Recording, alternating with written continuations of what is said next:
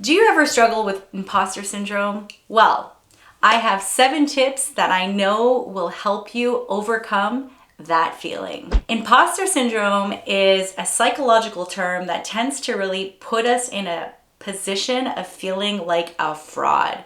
I know for myself, as I've experienced this in my professional life, I've experienced this in my personal life, I've experienced this even as I start to do other things like building this show and speaking on stages and things like this. And so today I figured I would share some strategies that I have used myself to overcome the imposter syndrome and to actually just build up that confidence.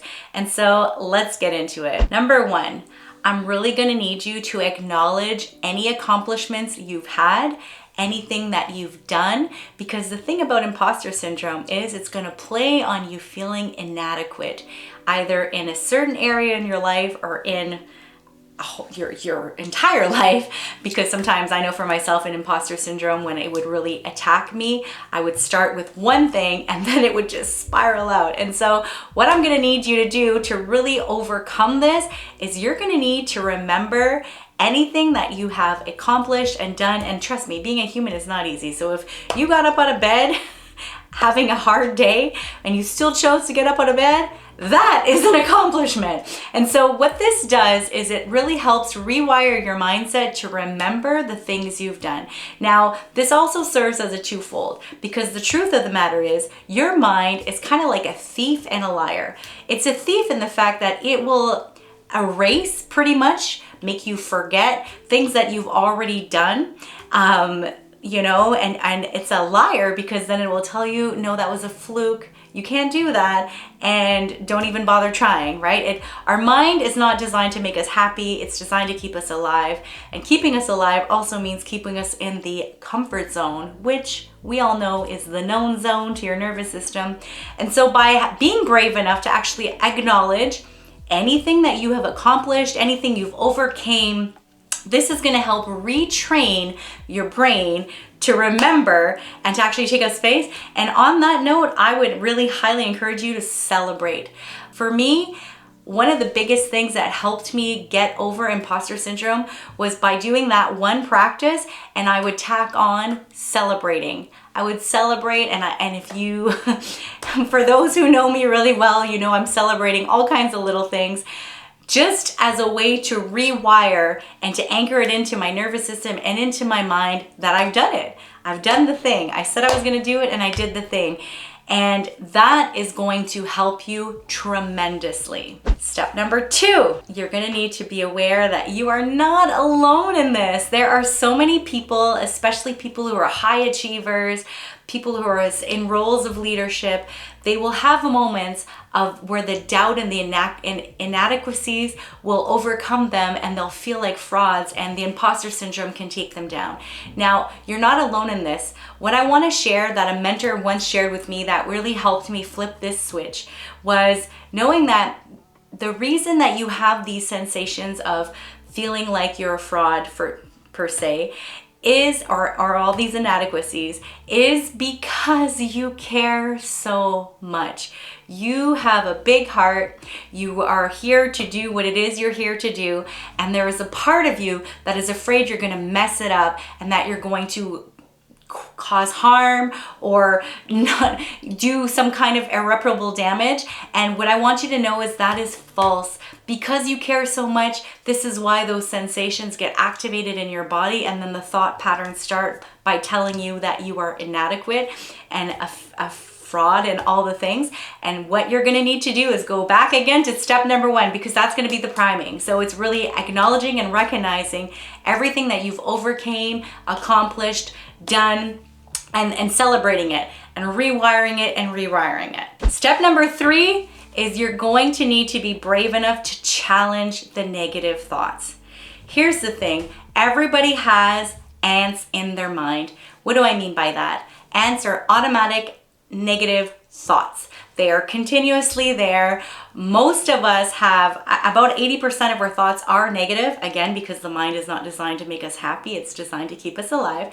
And most of the thoughts you have currently are the same thoughts you had yesterday and last week, and probably for decades that you've just been carrying these same thoughts. And what I'm going to really invite you to do is you're going to need to challenge these thoughts, because a thought is not a truth. And so if you have a thought that hurts you, meaning a thought is telling you that you're a fraud and that you're inadequate and you're a big imposter, you're going to need to challenge that thought. And how do you do that? Again, by going back to step number 1 and really just acknowledging and recognizing what you are doing, what you have done. This is really important. These are like primers. And so yeah, repetition is the mother's skill. Tony Robbins says that all the time. And so you're going to continuously, every time a negative thought comes up, you're going to ask yourself, wait, is that the absolute truth? And then you're going to rewire it by going back to challenging yourself, by acknowledging and recognizing everything that you currently are doing, overcoming. And I've already said this over and over again, but trust me, this is how you rewire the neural pathways of this mindset. Step number 4, you're going to take a nice deep breath, hand on your heart, take a nice deep breath, and understand that nobody knows all the things. The thing about imposter syndrome is it can attack you and it can paralyze you by making you believe that you're supposed to know everything, all of the things, in order to do what it is you say you want to do. So let's use me for example. I've been wanting to do this YouTube channel forever. In fact, I actually started a YouTube channel a decade ago, and imposter syndrome took over and that channel died. And so what happened is I shelved that dream because there was a part of me saying, who am I to take up space and thinking that I can empower other people and inspire other people to empower themselves, right? Because that's literally my goal. I want to inspire you to empower yourself. I want to activate you to inspire yourself. And so there was a time where a decade ago, my goal, my vision was to create this channel and to get on more stages and have more speaking contracts and do all the things to impact people.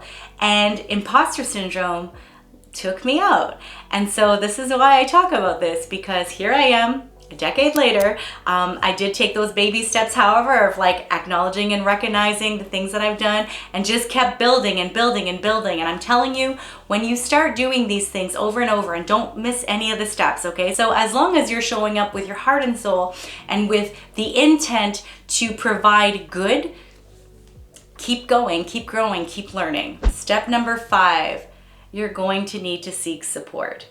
In moments where I would feel so debilitating, like there have been moments where I was about to teach a breathwork session, or about to teach a group coaching program, or about to deliver a speech at a retreat, and it took me down. And so what I needed to do is to really have that support available to me.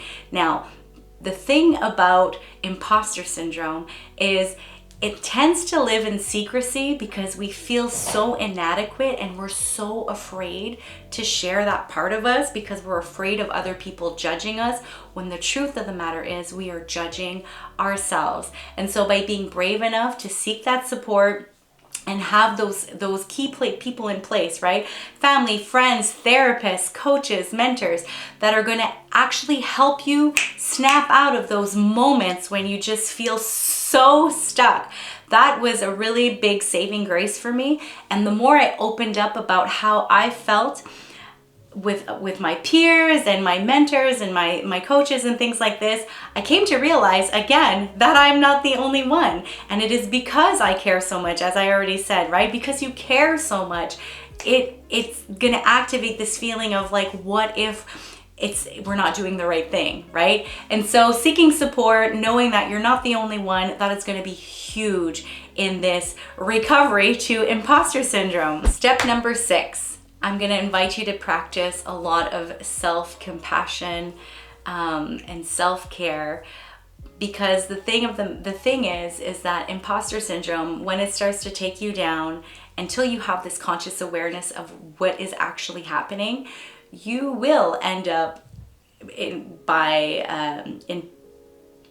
paralysis by analysis. And so what you need to do is just be gentle on you, practice self-care, practice self-compassion. Literally, I love using compassionate curiosity, and I'll just sit with myself and ask myself, like, where did I pick this up? Or what is the meaning of this, right? I really try to ask myself really empowered questions to help pull me out. And journaling on this, meditating, taking a nap, having a snack, like going out in fresh air, whatever it is you need to do to just resource yourself and without beating your human down, literally, please be kinder to your human. Your human is doing the best that you can with what you have available. So in those moments, practicing the self-care and the self-compassion is going to be vital to you. Step number 7 is just to allow yourself to set reasonable goals. And so yes, a decade ago, I had this huge vision of having this big YouTube channel and getting on massive speaking stages to deliver keynote speeches and things like this and like impact so many people. And obviously, that paralyzed me. Obviously, I got stuck in that story of the imposter syndrome. And so what did I have to do? I had to start small. I had to set realistic goals. Now, I love challenging myself a little bit out of the comfort zone because, again, a comfort zone is simply a known zone to your nervous system. And anytime you step out of a comfort zone, it doesn't feel safe. And so I had to do this by like dipping my toes in the water. And this allowed me to do things like doing Facebook Lives, doing Instagram Lives, creating more content and making myself more visible, all while building up this confidence and this knowing deep within that no matter what, I truly believe that I am worth taking up the space and I am worth preaching these words and helping impact other people. And so set some realistic goals for yourself. Start small. Because the truth of the matter is, let's say you want to write a book and you're just focused on the outcome of the book, but then you get this paralysis by analysis and then the book never gets written. I truly, truly believe there are so many books that never see the light of day because they stay buried in us, as other dreams do as well. And so I'm going to just invite you, start small. What is one thing that you can do to just kind of, it's like training wheels on a bike, to just allow yourself this space to build up the capacity to take bigger risks. Because the truth of the matter is, no risk, no reward. And so remove the pressure of the time frame of when things are supposed to happen and instead show up in the commitment to what it is you say that vision is that you hold for yourself. And watch how your life changes, because the reality is, once your commitment enters the room, you end up playing a whole different game. And so that's pretty much what I have for today. Again, just know that as anything in life, nothing is linear. And so setbacks are gonna happen. Just know that when these things happen, it's because you're being stretched into a different version of you, a version of you you've never been. Go back to these steps, re-anchor them, solidify them, rewire them by doing the steps over and over and over again. Know that you're amazing. Know that you're worth every single thing that you want to cause and create in your life. You can have, so long as you're willing to do the work, to have the things, and to hold the responsibility that goes with those things. Let me know in the comments below if you've ever fallen victim to the imposter syndrome. Let me know if these tips, once you've tried them out, if they've helped. I would love to know in the comments so that we can keep this conversation going. As always, if you really enjoyed this video, hit the thumbs up so that I know that you enjoy this content and I can create more content for you. Again, don't forget to subscribe and hit that notification bell so you don't miss out when other videos drop like this. And if you could just share with somebody that you love or somebody you know that also struggles with imposter syndrome, that would be great.